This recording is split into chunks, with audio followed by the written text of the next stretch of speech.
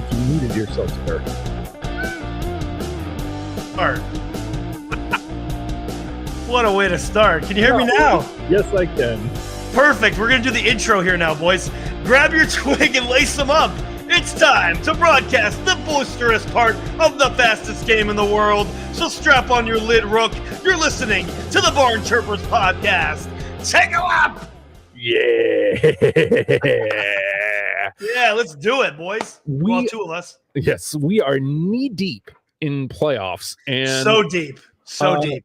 Before we get into, because we're going to talk about each series individually here, but I did want to say I'm actually highly impressed with the NHL playoffs this year. I have really enjoyed watching a lot of playoff hockey. Yeah, man. I mean, minus, we talked about it last week, not being able to watch it on ESPN Plus unless you have a TV provider.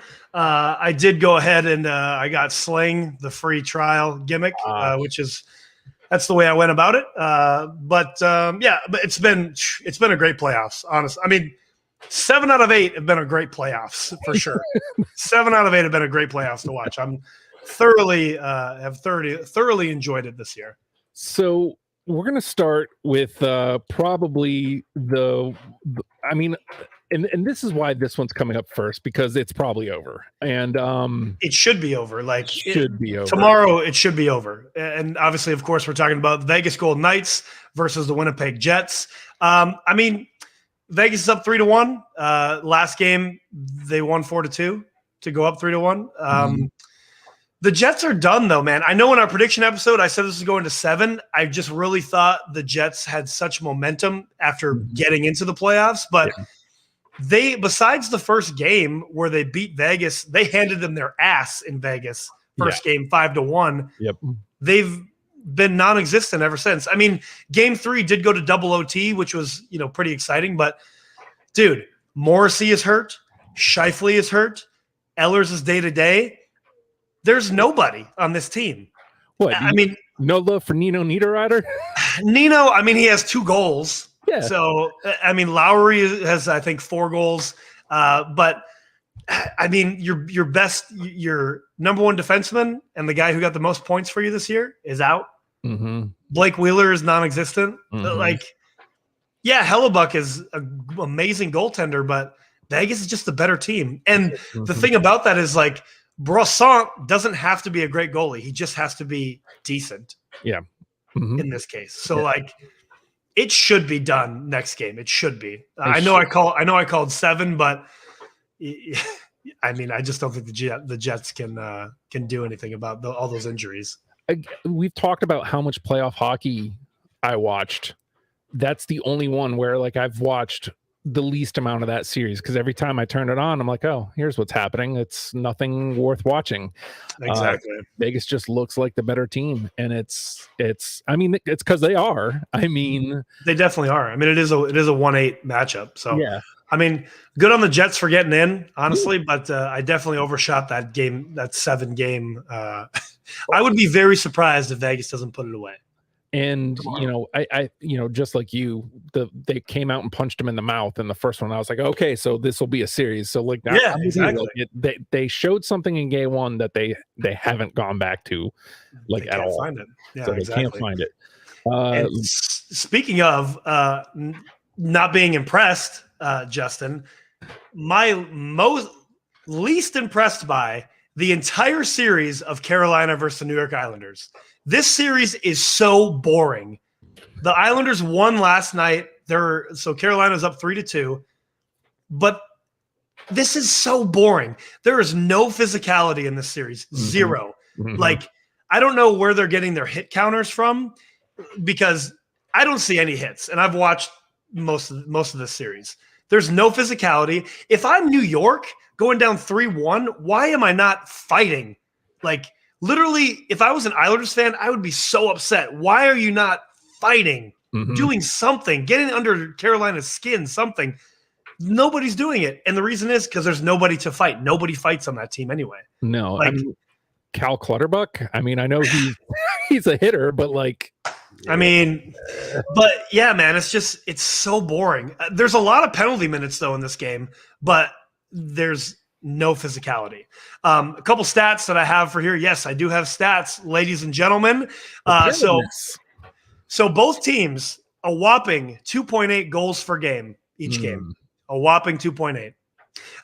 Carolina does have 5 power play goals. They are 21.7% on their power play. That's middle of the road right now for the playoffs.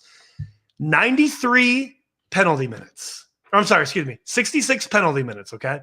They're 93.3 on the PK. That is first in the PK right now in the playoffs. So the Isles have 1 power play goal and a 6.7% power play percentage, which is the very last in the playoffs right now for power play. They are terrible. They've had 90 penalty minutes, and they're 78.3 on the PK, which is middle of the road on the PK. But the 1 power play goal with 66 essentially minutes on the power play, that is atrocious. And that's why you're losing. Yeah. We'll talk more about the devs later, but like that was what was plaguing the devs in the first couple games. And the thing is, like, how do you, I mean, I don't know what moves you do make, but like they're getting outworked by a team that is like plagued with injuries. Yeah, again, I picked this to go 7, but there's no reason why Carolina doesn't shut them out. Just to put them out to pasture. I believe their next game is Thursday. But dude, it's just so boring. It's so boring to watch. I will say that I guess I'm surprised that Ronta has done so well, but yeah, it's just I just want it to be over with and then see whoever gets bounced. So I will say this. I am actually surprised because I called it the other way. I said the Islanders were going to win. Excuse me. Wow, that's rude. I don't know if you can hear that. But Carolina essentially they are the more offensive team, right? And I was calling it in our prediction show that Carolina didn't have any offense at all. So they've turned that on, if you will. But yeah, it's just boring, man. I'm ready to be done with it. Absolutely. Yeah. I don't have much to add. It is. I mean, the Isles went out in Raleigh last night and took one back to make it interesting, or just prolong it. Really, just prolonged it.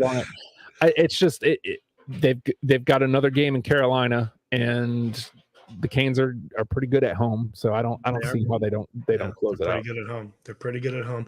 And you know who else is pretty good at home, Justin? Who's that? The Boston Bruins are pretty good at home. No shite. They're also pretty good on the road, apparently. Yeah. Which is funny because they didn't win at all during the regular season in Florida, and they took 2 down in Florida, and they are heading back to Boston up 3-1. And this is just the Boston Bruins, man. Yeah. This is the Bruins. I mean, I still chirp my friends who are Boston Bruins fans to this day. I always say, like, hey, remember in Game 7 when the Bruins lost on home ice in 2019 in the Stanley Cup Finals? Wasn't that fun? And I love to see the picture of Brad Marchand crying for sure. But the Bruins they're the best team, and they show you why they're the best team. Literally, I mean, they're just so much better. Taylor Hall, for instance, who was a former MVP, is slotting in on their third line. Yep. Taylor Hall, former MVP of the league. Like, that is how much depth they have in this team. And I'm not saying anything that anybody else hasn't said before, but it is actually pretty crazy to see where Krejci and Bergeron haven't played. Or excuse me, Bergeron hasn't played at all. Krejci's been out since Game 1. And they still just have guys producing. Yep. It's crazy good. to me. It's a couple stats here for you. Florida, one of the lowest shot attempts in the playoffs, 132. Boston, second for save percentage, 0.926. Wow. We'll get to number 1, who's later. It's Florida just can't do anything. They literally can't do anything. They can't get shots through. Allmark has been a beast. Besides that second game where they came out swinging, they haven't done anything. I will say, I will give them props on game 4. While the score ended up being 6-2, it was actually pretty close game until the last 4 or 5 minutes of the third period last game. It was, I mean, Boston never surrendered the lead, and they were always up by at least 1 or mostly 2 goals. But Florida was in it. They just couldn't capitalize at all. And then, I mean, shit, Chuck, that piece of shit. I'm calling him out on the cross check to the back on Garnet Hathaway. After the whistle, is at the end of the first period. There's a scrum behind the net, and he just comes up, bam, cross check right in the back, right where the breezers and shoulder pads don't meet. So just stick on skin, cross checks him. I mean, he got a 2-minute penalty, but dude, if we're talking about like suspensions and shit, that should be a suspension, if anything. I mean, I'm not advocating for calling more penalties. I'm advocating more for let the boys play, but that's kind of bullcrap, man. Like, I mean, if you come up and you do that, at least on the pads, yeah, okay, Garnet Hathaway's also a guy that's going to get under your skin. He probably did some stuff during the game too, but like, that's just for a player of Kachuk's caliber to do that. Like, I kind of like, bro, put your mouth guard back in your mouth and go sit on the bench, Yeah. Like that's bullcrap to me. It's ugly to see when you're getting beat to turn like that. It's like there's no shame in losing to Boston. Obviously you want to beat them, but and here's team all year. Here's my thing. Instead of doing that, why don't you actually man up and drop the gloves? Yeah. Because you haven't dropped the gloves. Yeah. So if you're going to do some backhanded bull crap like that, drop the gloves and then beat their ass that way. Yeah. You know what I mean? And same thing, like he is there to get under he's a guy that gets under your skin while also being a very talented player. That's the same thing that happened at the end of the game there when he was messing around with Olmark. Obviously those two weren't going to fight. That wasn't going to happen no matter what. Even if the refs weren't there, somebody would have stepped in. Like Olmark and Kachuk were never going to fight, right?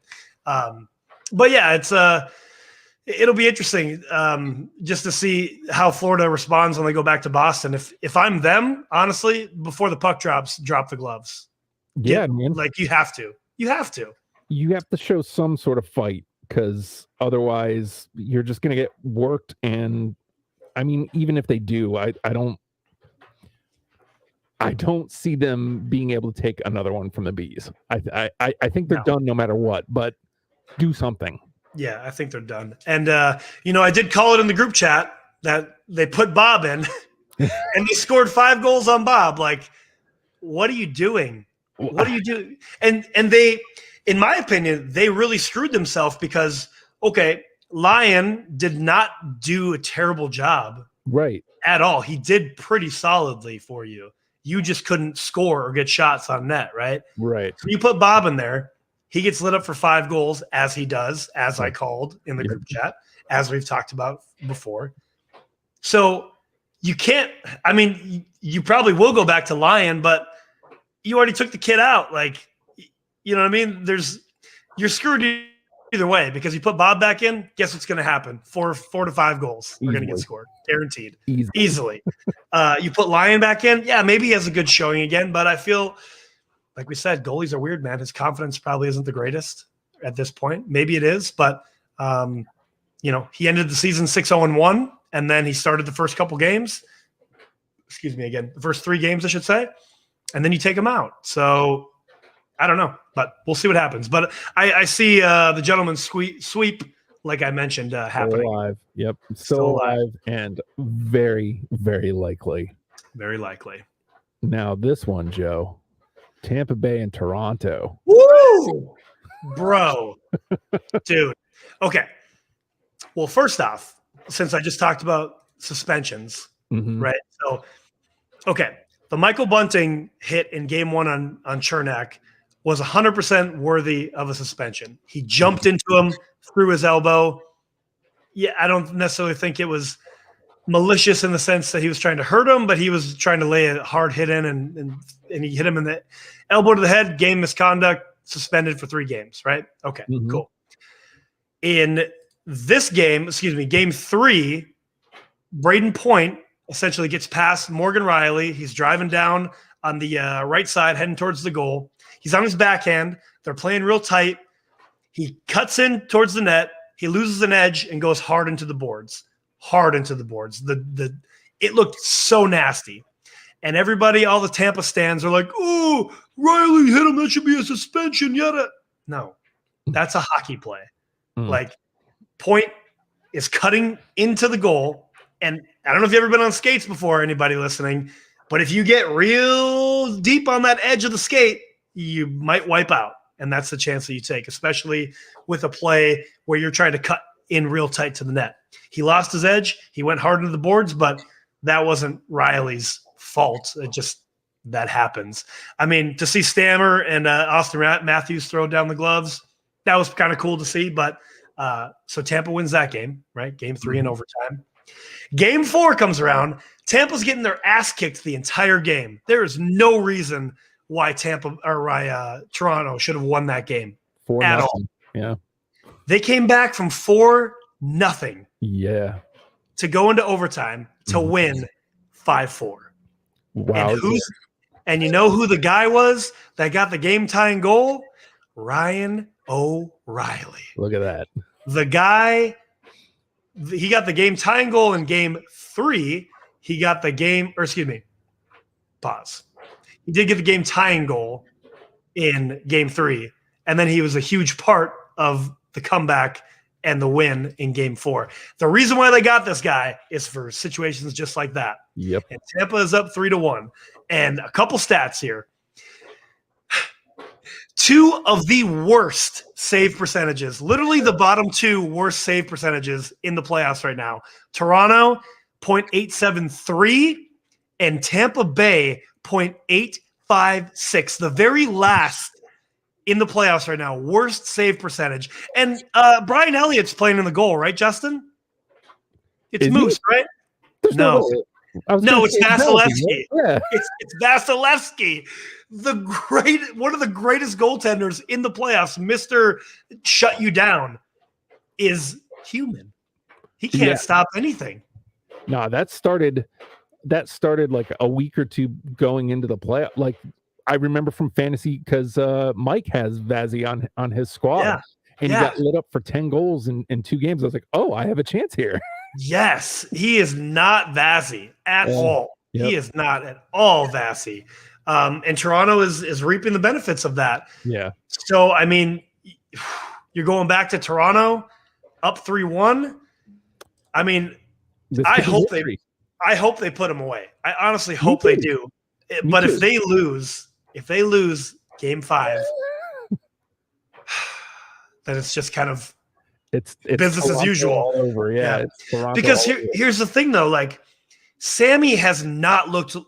Sammy just looks like a shaken dog every single game on every single shot. It's like he has no confidence at all. He makes a great save or whatever, but to me, he's just like he doesn't know what to do. You know, and so that worries me about Toronto. But we'll see what happens. I mean, they got momentum. They took 2 in Tampa. They took both games in Tampa, and not like in fantastic fashion. Like, no, they took one that they shouldn't have won at all. So that's amazing. Yeah. So to your point about Sammy, that's another thing. Like, I had him a good portion of the season, and I'm watching this guy, and it's like feast or famine with him. Like, one day he's giving me the shutty, and then the next he's getting lit up for 6. It's been that way all season.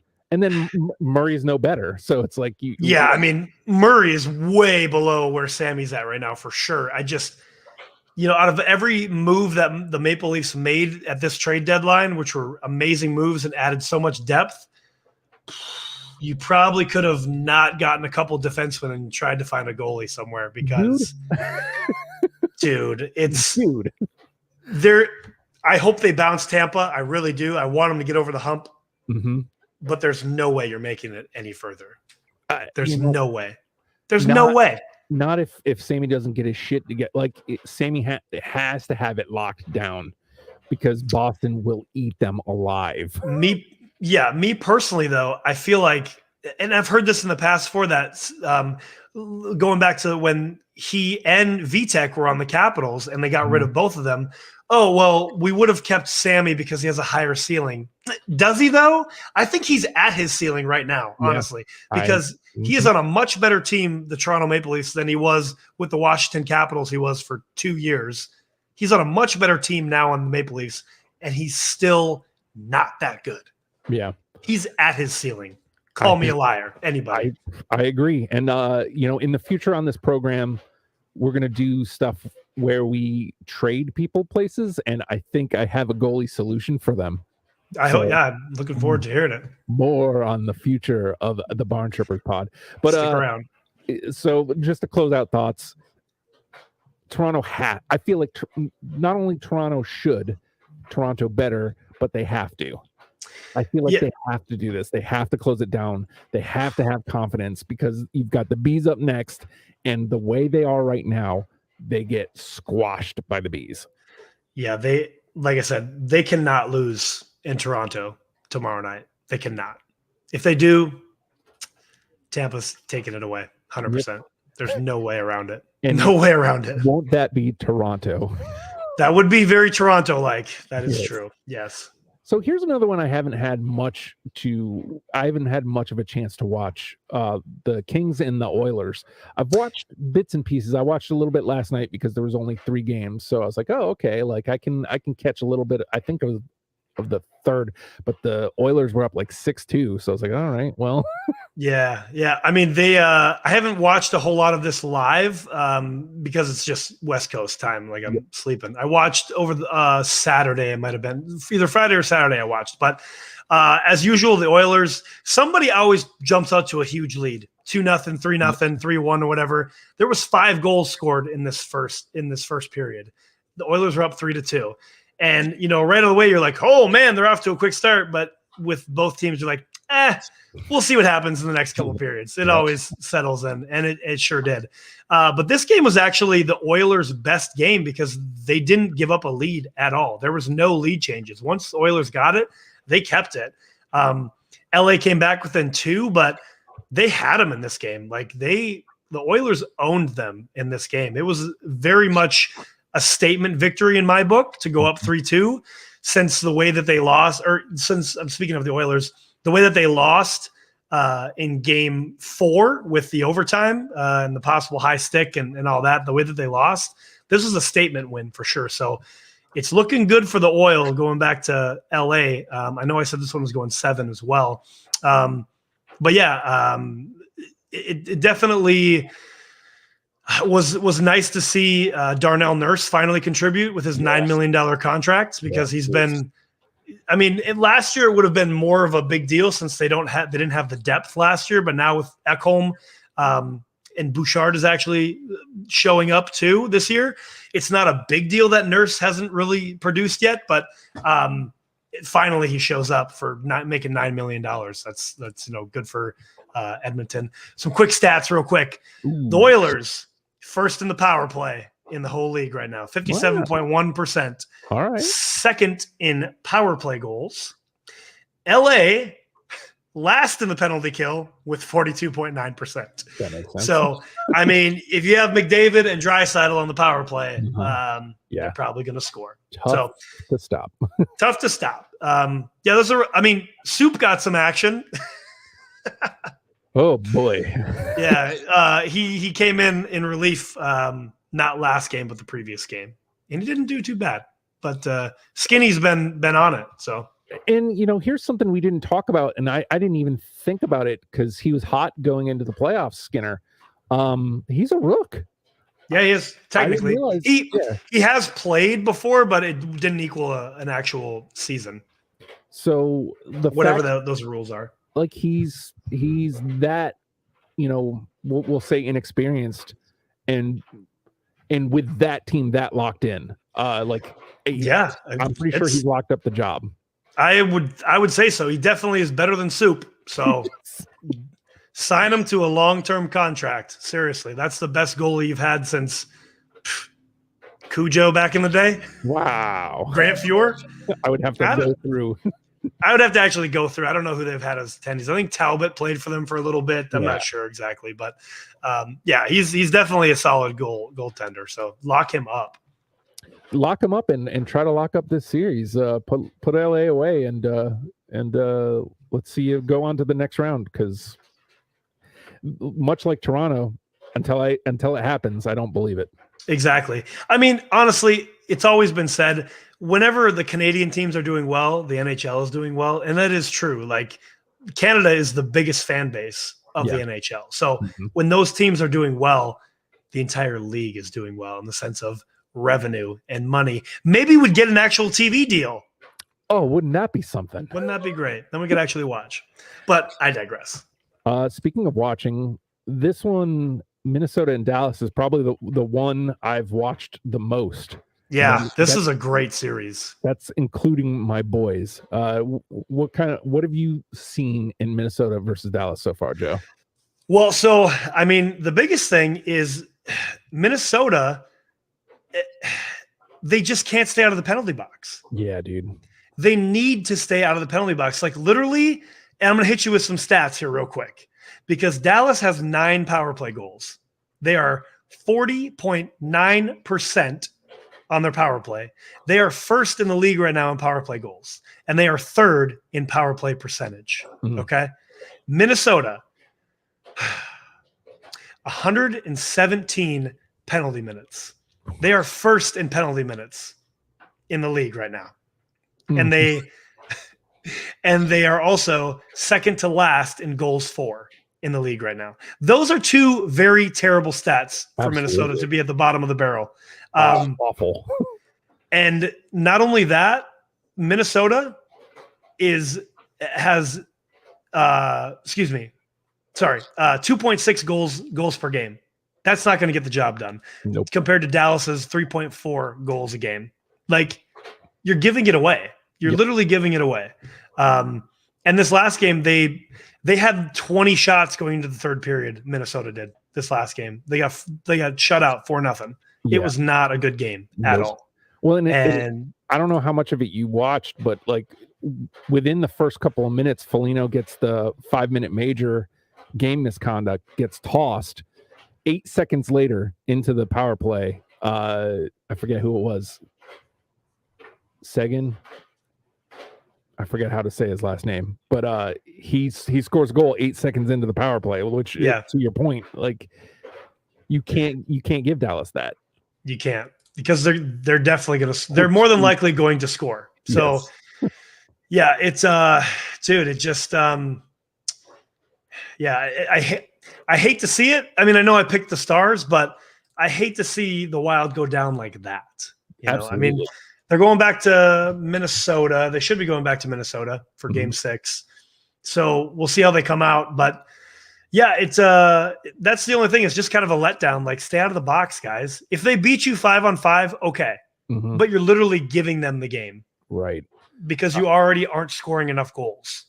Which is we talked about on the first episode. But I thought they were turning it around because they were getting some guys scoring. But yeah, man, it's just I hate to see it. It's putting a lot of pressure on Gus, who's handled it pretty well, other than getting lit up ish last night for 4. Yeah, right. No, I'm glad they've gone back to Gus. I mean, I love Flower, but at the very least, if you're going down, go down swinging with the guy who's going to be around for the next 5 to 6 years. Right. But last night was the only game that I've watched where I was like, shit, like Minnesota isn't going to do this. Every game I've seen was physical, was slow and grinding, and I know like the low scoring affairs kind of it leans towards advantage Minnesota, but do you really want to slug it out with Dallas I mean, at this point you have to. If you want to win the series, you got to slug it out with them for 2 more games. Yeah, you do. But they did not stack up last night against Dallas, and Dallas looked the most Dallas that they've looked so far in the playoffs. I agree. And I mean, this series has been very physical too, like you were just mentioned. So, and I would give the advantage to Minnesota in the physicality part of it too. Yes. I think they have more bigger bodies and more guys that are willing to essentially give up the body more so than the Stars. I mean, the Stars have those guys too, but I think Minnesota is, has the advantage in that as assets in that essence. Jeez. So I hope I hope they figure it out. Honestly, I really do. Even though, again, I picked Dallas, but I do hope they figure it out, because I at least would want the Wild to go down swinging. Like, yes, let's be 5-on-5. Don't go to the box. Stop going to the box. And just to hammer the point home, names unfortunately are escaping me currently, but at some point last night, the Wild go on the power play 5-on-4. Like, oh, word. Not but like 30 seconds. The shorty. Yeah. Well, not even that. Like, so before that, like 30 seconds in, they commit a penalty. Like, it was an interference penalty. They're coming into the zone, and I forget the kid. Like, it looked like he hooked him, but he got called for interference, and so he goes in the box, and now we're looking at 4-on-4, and it's like you just blew your chance. Like, yeah, you could have put Boston on their heels. Sorry. No, you're good. I knew what you meant. I didn't watch this game live. I just saw the highlights this morning, and the entire 9-minute clip essentially was Dallas on the power play. Yep. Like, I was like, what is going on, dude? That's terrible. What it was like. That's why I texted last night in the group. I'm like, man, a lot of dumb penalties coming from Minnesota. A lot of dumb penalties. They're just giving it away, man. They're just giving it away. You hate to see it. You do hate to see it. Something you love to see, Joe. Buddy, my most impressed, the Seattle MFing Kraken, dude. Yeah. Again, I did pick the Avs in 6, but I am so impressed with this Kraken team. So impressed. And I hope that I'm wrong. I so hope that I'm wrong. They have gone up 2-0 in every single game. Yeah. They are the first team to have their first playoffs to do that ever. Yeah. So they've scored first in each of the first 4 games of their playoff existence. Boom. The Kraken are here, bro. Yeah. And Cale Makar is a piece of shit. Cale Makar is an absolute piece of shit, okay? When we're, again, talking about suspensions, okay? He gets 1 game. And I get it. He's never made an offense before. I get that. Mm-hmm. But that hit was so late after the whistle. He slams McCann into the boards like seconds after the whistle blew. Like, I'm talking a good 2-3 seconds after the whistle blew. And he goes and hits McCann the way he did from behind. Wasn't expecting it. Again, I know he's a first-time offender. Number 1, again, he's a piece of shit. Number 2, the NHL Players Safety Board is also bullshit. If Bunting gets 3 games for that elbow to the head, which we'll call that not malicious because he wasn't necessarily looking for his head. He jumped up to hit Chernak, who was squatting down, kind of going for a play. And he hit him in the head. Yeah, that's a messed up thing, but that's 3 games. Makar literally lined up McCann after the whistle and hit him, and he gets 1 game. So not only am I calling out Makar for being a piece of shit, but the Players Safety Board, I believe, is also a piece of shit. Like, do they literally just throw 1 to 5 in a hat, right? And they're shaking it around while they play Naked Twister, and then when somebody gets 1 limb free, they pick out the piece of paper, and that's the games that they get. Like, it's so absurd, man. Like, that is that. If Bunting got 3 for that hit, Makar should have at least gotten 3 for lining up McCann and essentially taking him out probably for the rest of the playoffs, more than likely. Like, dude, that's gross. For a player so talented as Cale Makar to do that, again, that's why I've said for the 5th time now, you're a piece of shit. And I hope to whatever thing that you pray to and are grateful to in this world, I hope the Kraken bounce you guys so much now. And I think that they can, honestly. Grubauer is on his shit. Mm-hmm. The team has got some depth. Like, Schwartz is scoring. Schultz is scoring. Danny Sprong is coming in through clutch times. He scored on the power play last game. It's very possible that they could bounce the Avalanche. Very possible. Here's the only problem. Mm-hmm. I feel like the Avs haven't actually woken up yet. Agreed. Because, like I just said, Makar only has 1 goal and 2 assists. McKinnon has 2 goals, 2 assists. Rantanen is the only one that's really producing. He's got 5 goals, 1 assist. Yep. They haven't woken up yet, and that's scary. Yeah. But being in this series, the Kraken winning 2 games already, yes, is pretty monumental. So you may have shaken Colorado. You also may have shaken the Giant awake. So this, I mean, but I will say this: any way you look at it, house money. You know, at this point, 100%. 100%. But also, this is a good test for them because we got to see if they have the killer instinct. And what better way than trying to put the defending Stanley Cup champions on their heels? For sure. I mean, literally just to be in this position right now, you bounced them in their own barn, number one. Yes. Yeah, you lost. You split. You split in their barn and in your barn for a brand new team, second year, but first playoff experience in a young team. That itself is already like you've won. You really have. Like there's nothing. If you lose the next 2 games, there's nothing to be ashamed of. No. You guys have gone above and beyond what you were expected to do this early on. So, like you said, house money. But I really hope that they do it. I hope that I'm wrong in my pick. Me too. Because I'm not going to be the guy that changes my pick. I'm not doing that. But I really honestly hope that I'm wrong because I would love nothing more now than for the Kraken to bounce them and then literally look Makar in the face and give him the birds. Like, go play golf now, you piece of shit. And then I just want to see it selfishly because that keeps, you know, my cup hopes alive. You know, we'll talk about that. It's of course. Both Corey and I have made no secret. The one we want to see the most is the one that's probably least to happen, Kraken and Devils. Yeah. Yep. But like, as long as that's alive, that's the one I'm going to be rooting for in the back of my head. For sure. I agree. I would love nothing more. Final nail in this one, I'll say, is Seattle. Does Seattle have a chance? Absolutely.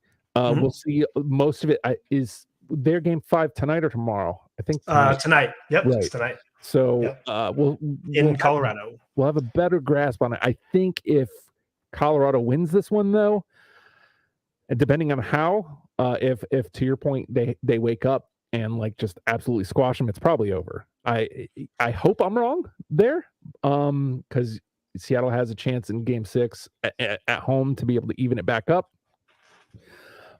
But if Colorado wakes up, this could be like a 2-game thing, and it's over. Yeah, it's true. That's true. And I know we said last nail in the coffin. I'm really not trying to have last word on this, but it's just something I just thought of.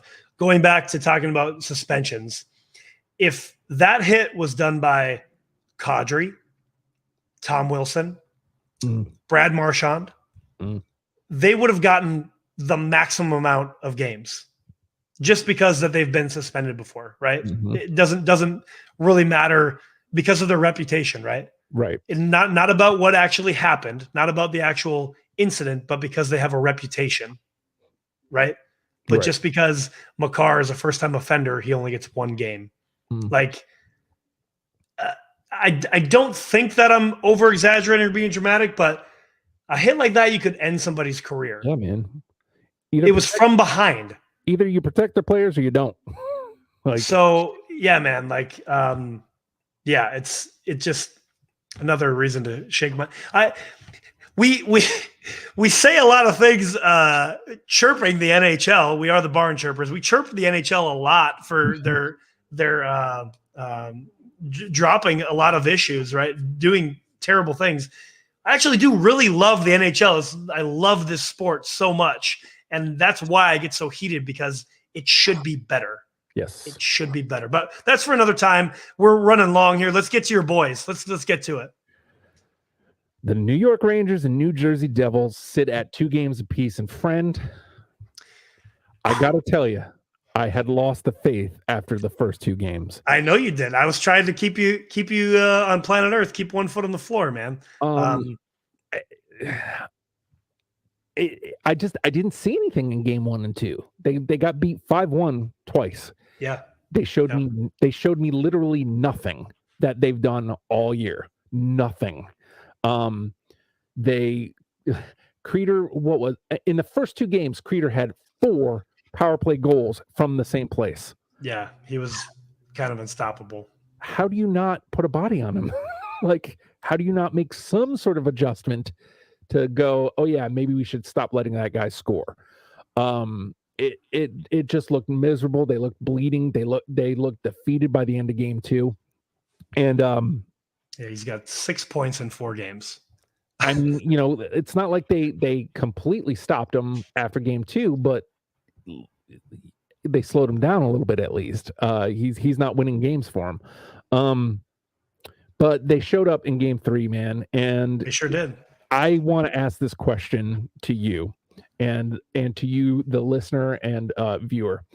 Do you have any superstitions? And I ask this because during game 1 and 2, I threw my Devil's hat around a lot because I was really mad.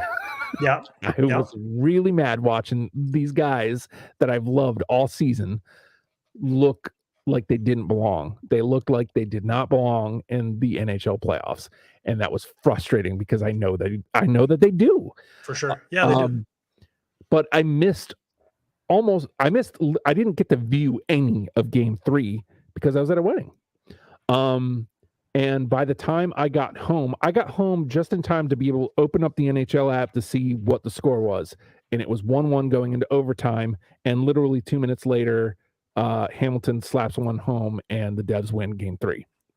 I was like, okay, I can't watch now. I don't think I can watch game 4. Yeah.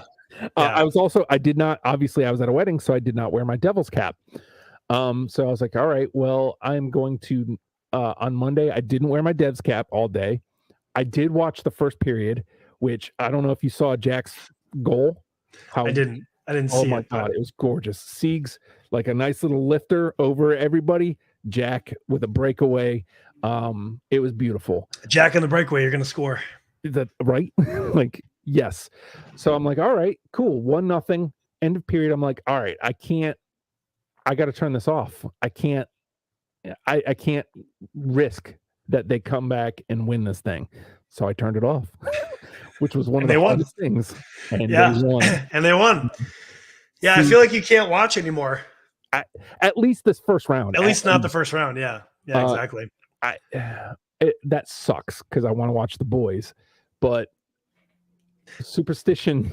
Yeah, I mean, I definitely have had that in the past, like watching Caps games or not watching them.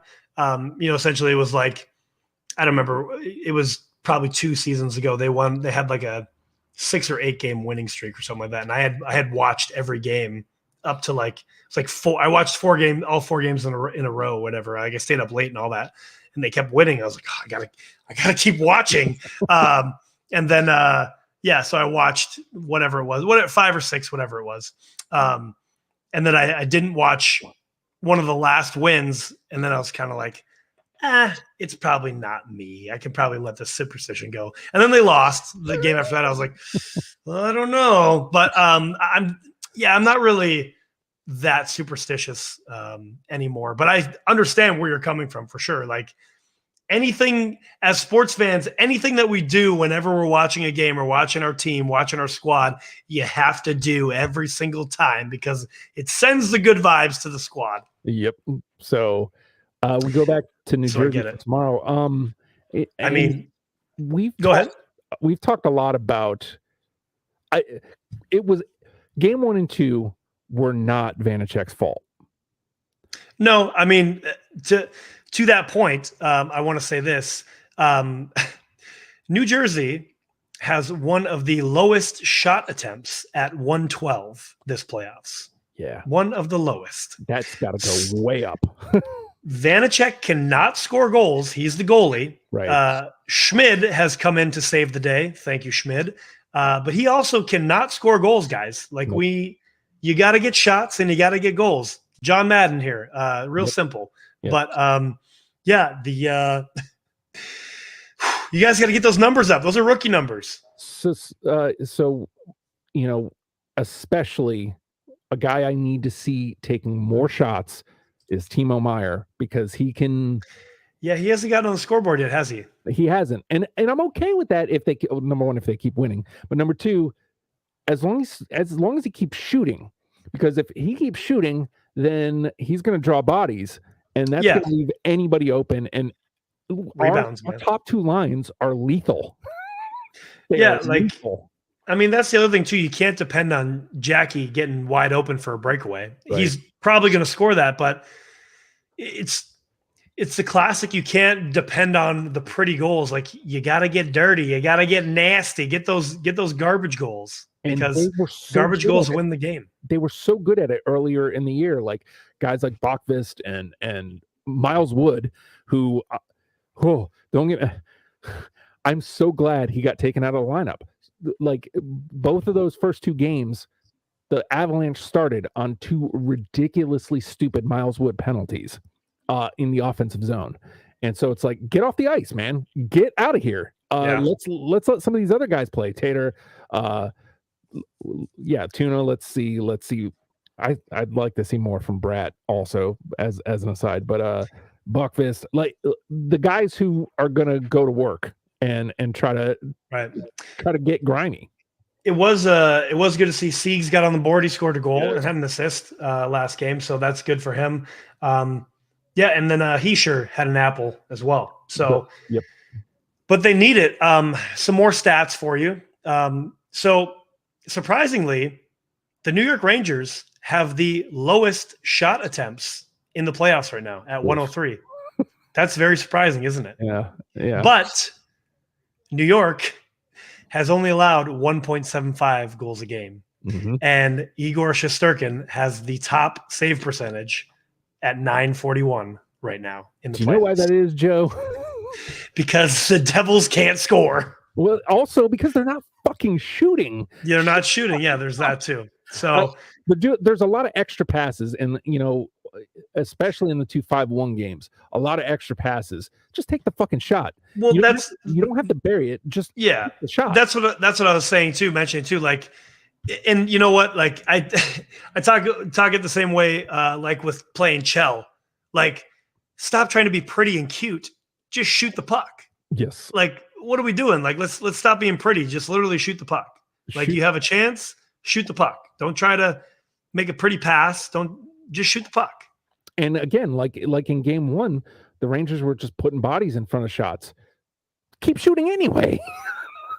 Just hit somebody in the effing face, man. I don't care. You got to get grimy. You got to get grimy. You got to stop turning over the puck. You got to shoot the fucking puck. You got to shoot the puck, man. It isn't rockets, especially with a team like New Jersey.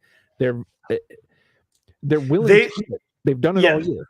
They're definitely better than what they've shown. I do think the last two games have obviously taken the turn because they won the last two.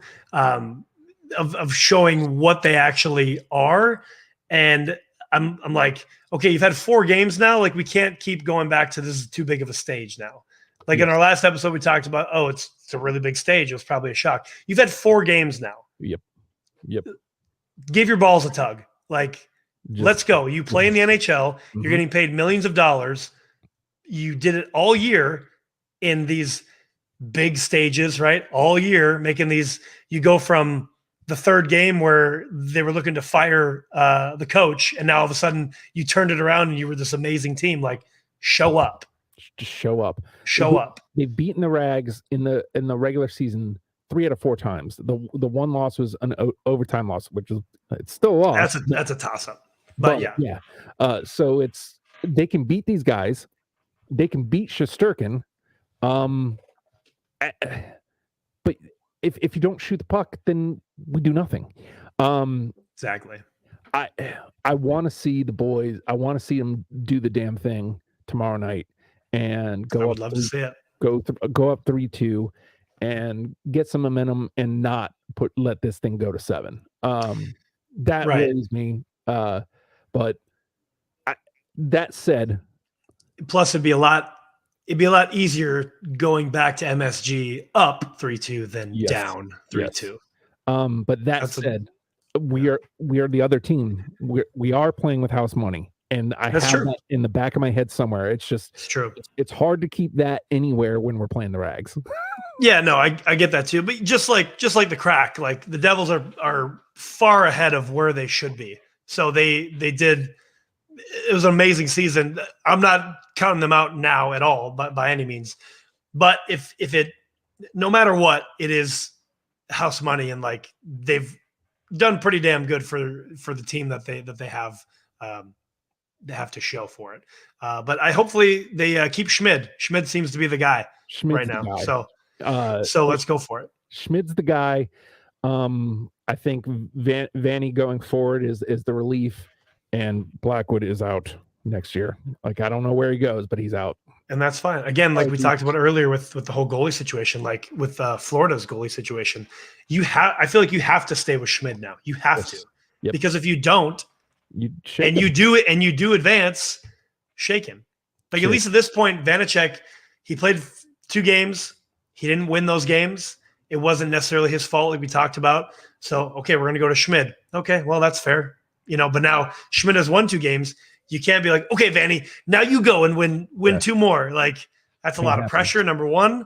Number 2, obviously, as a NHL player, like, you want to play. But, yeah, it's like, dude, you're the backup now. We got to go with this guy. Yep.